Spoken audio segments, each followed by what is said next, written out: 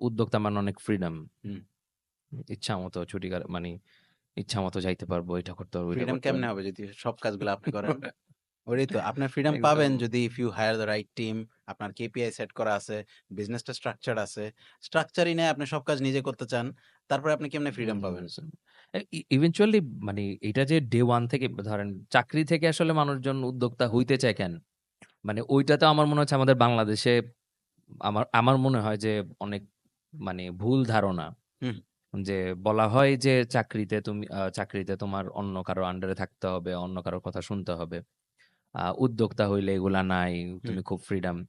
আমার কাছে মনে হয় যে উদ্যোক্তা হইলে আরো ফ্রিডম কম। কেন? হ্যাঁ, কারণ আপনার টিমের কাছেও কিন্তু আপনি যদি এখন একটা ভালো ফাউন্ডার হন, একটা যদি ভালো লিডার হন, তাহলে কিন্তু আপনার টিমের কাছে অনেক দায়বদ্ধতা আছে। 100% শুধু আছে। টিম না, এন্টায়ার আপনার যত কাস্টমার আছে, হুম।